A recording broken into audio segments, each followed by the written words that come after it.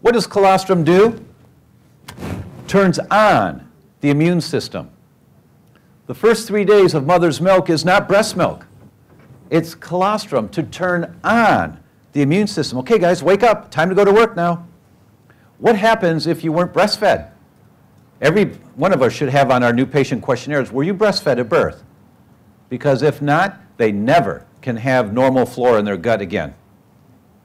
Proline-rich polypeptides normally are less than 0.1% of colostrum.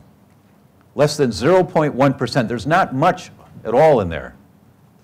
That their colostrum has 4%, up to 4%, 3 to 4% proline-rich polypeptides, not less than 0.1%. Because when you read the papers about proline-rich polypeptides and how great they are, I'll talk about them this afternoon, how great they are, they all say you can't get it from colostrum, you have to have an extract of it. That's not true for this colostrum.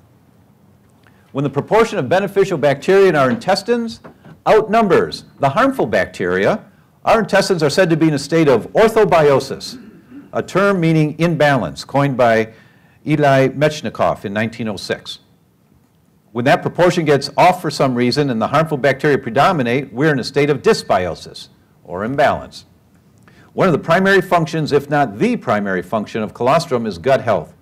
The condition of our gastrointestinal tract, the mouth, the esophagus, the stomach, and the large and small intestines is our most important health concern due to the amount of potentially harmful material which passes through it and the fact that many, if not most, diseases originate in the gut in one way or another.